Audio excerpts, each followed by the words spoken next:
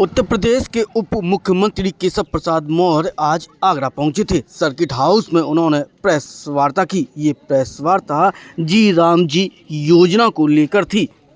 उन्होंने बताया कि मनरेगा में लगातार भ्रष्टाचार हो रहा था और इस भ्रष्टाचार को दूर करने के लिए ही प्रधानमंत्री नरेंद्र मोदी और उनकी सरकार जी राम जी योजना लेकर आई है। उन्होंने ये भी कहा कि जी राम जी योजना खुद सरकार ने ही रखा, बल्कि कई अल्फ़ाबेट को मिलाकर ये नाम बना है, लेकिन नाम में राम जी आने पर विपक्ष लगातार राजनीति कर रहा है। प्रेस वार्ता के दौरान उप मुख्यमंत्री केशव प्रसाद मौर्य ने इस योजना को लेकर क्या कहा और इससे कितना लाभ श्रमिकों को होने वाला है, सुनिए। मनरेगा जिसको बनाया गया था विशेष तौर से इस देश की श्रम शक्ति को रोजगार उपलब्ध कराने के लिए, गांव का विकास करने के लिए, गरीबों का उत्थान करने के लिए, लेकिन वह केवल भ्रष्टाचार का पर्याय बन गया था। उसके भ्रष्टाचार को देखते हुए माननीय प्रधानमंत्री श्री नरेंद्र मोदी जी की सरकार ने मनरेगा की जगह जी राम जी, अब जी राम जी जैसे सुनते ही ये विपक्ष के जो तुष्टीकरण की घटिया राजनीति करने वाले हैं, इनको करंट लग जाता है। जी राम जी अधिनियम जो देश की संसद ने पास कर दिया है, वह कानून का रूप ले चुका है और उसको जमीनी स्तर पर उतारने से पहले जो मनरेगा चल रहा था वो तब तक चलता रह जाएगा। 6 महीने का समय इसके लिए दिया गया है, जब तक यह नीचे पहुंच नहीं जाएगा। अब जी राम जी में मैं एक थोड़ा आपको बता इसलिए देना चाहूंगा। V for Viksit, B for Bharat, G for guarantee for, R for Rozgar and, A for Ajeevika, M for mission, G for Gramin. इसका जी राम जी इसके नाम से आया। अब इसमें स्पेलिंग से राम जी का नाम आ गया, इसलिए विपक्ष अर्थात कांग्रेस हो, समाजवादी पार्टी हो, टीएमसी हो या कांग्रेस के जो इंडी गठबंधन के दल हैं, उन लोगों ने भ्रष्टाचार से मुक्त कोई भी योजना को आगे बढ़ाओ तो उस पर अनावश्यक हो हल्ला करने लगते हैं। तो विकसित भारत जी राम जी यह जो अधिनियम आया है, यह अधिनियम इस देश के गांवों का कायाकल्प करने वाला है। पहली चीज मैं आप सबके माध्यम से प्रदेश की जनता को बताना चाहता हूं कि जी राम जी जो अधिनियम आया है, इसमें 125 दिन काम की गारंटी सुनिश्चित की गई है। जो मनरेगा था उसमें 100 दिन था। मनरेगा में कोई भी गांव जो विकास कर चुका है उसी का विकास होता रहता था, लेकिन अब जी राम जी के आने के बाद गांवों को 3 श्रेणियों में ए, बी और सी श्रेणी में बांटने का काम किया जाएगा। अर्थात श्रमिकों के रोजगार के दिन में कमी नहीं हुई, उसमें 25 दिन की बढ़ोतरी हुई। दूसरा, गांवों का विकास करना है तो ए, बी, सी 3 श्रेणी में उसको बांटने का एक यह लक्ष्य लिया गया है। तीसरा, पीएम गति शक्ति से जी राम जी योजना को जोड़ा गया है, यानी गांव में विकास के नाम पर जो भ्रष्टाचार करते थे, काम तो कागज में हो जाता था, दिखाई नहीं देता था, अब उससे कोई छुपा नहीं पाएगा।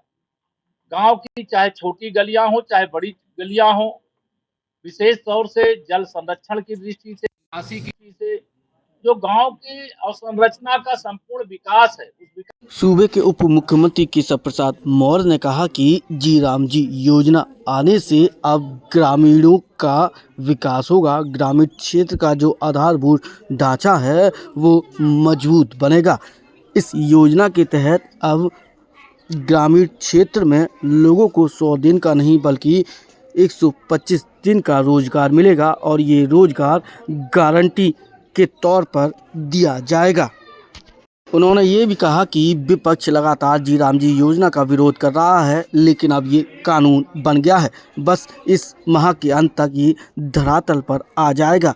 सभी पार्टी के कार्यकर्ता जी राम जी योजना को लेकर प्रेस वार्ता कर रहे हैं, बैठक कर रहे हैं, ताकि सभी लोगों को जी राम जी योजना का जो वास्तविक स्वरूप है वो समझ में आए और इससे कितना लाभ होने वाला है इसकी भी जानकारी हो जाए। सामाजिक सुरक्षा हमारी सरकार की सर्वोच्च प्राथमिकता रही और उस प्राथमिकता के क्रम में ही यह जो जी राम जी अधिनियम आया है, इसके कारण से अब गांव के अंदर जो आधारभूत ढांचा है वो मजबूत होगा। गांव के अंदर जो भी विकास के काम होने हैं वो अस्थायी तौर से दिखाई देंगे, उसकी गुणवत्ता रहेगी। उसके लिए जो हमारे गांव के अंदर किसान रहते हैं, इसका भी इस एक्ट के अंदर ध्यान रखा गया है। पहले क्या होता था, मनरेगा 365 दिन चलाने का काम तो कहते थे कर रहे हैं, वो 100 दिन लगातार भी लोगों को काम नहीं मिलता था, लेकिन जिस समय खेती किसानी का काम होता था उस समय अगर श्रमिक खेत के काम में अगर उपलब्ध नहीं होते थे तो खेती का काम प्रभावित होता था। इस अधिनियम में माननीय प्रधानमंत्री जी ने एक व्यवस्था दी है कि 60 दिन जिन राज्यों में जिस समय चाहे खरीफ की, चाहे रबी की, चाहे अन्य फसलों की बुआई होती है, तो 60 दिन राज्य सरकारें निर्धारित कर देंगी कि जी राम जी के अंतर्गत जो श्रमिक 125 दिन काम करने वाले हैं, उसमें 60 दिन वह काम नहीं रहेगा, जहां पे जैसी आवश्यकता होगी उसके क्रम में। तो यह जो सारा विषय है, इसके पीछे बताने का मेरा एक ही है कि इसमें लगभग 10 लाख करोड़ रुपए जब से ये मनरेगा आया है, इस पे खर्च किए गए। कांग्रेस भ्रष्टाचार के रास्ते बनाने का काम करती थी और भारतीय जनता पार्टी माननीय प्रधानमंत्री मोदी जी के नेतृत्व में भ्रष्टाचार करने वाले सारे रास्तों को बंद करना चाहती है। जहां भ्रष्टाचार पर लगाम लगेगी वहां कांग्रेस एंड कंपनी उनमें खलबली मचेगी। उनको लगता है कि अब गांव का विकास होगा, अब गरीब का विकास होगा, अब गांव की नालियां हो, सड़कें हो, वह चुस्त दुरुस्त होंगी। अन्य जो गांव के विकास की दृष्टि से वहां की आवश्यकताएं हैं, गांव के विकास का रोड मैप गांव में तैयार होगा। पैसे की कोई कमी नहीं पड़ने दी जाएगी। जो मनरेगा का बजट था उससे बढ़ा करके इसमें बजट देने का काम किया जा रहा है। एक और उल्लेख कर दूं, मनरेगा योजना के अंतर्गत बड़ी संख्या में कहीं रोजगार सेवक लगे हैं, कोई संविदा कर्मी लगे हैं, तो इस जी राम जी आने के बाद उसमें से एक भी पद की कटौती नहीं होगी। जो जिस रूप में काम कर रहे थे उस रूप में वो काम करते रहेंगे।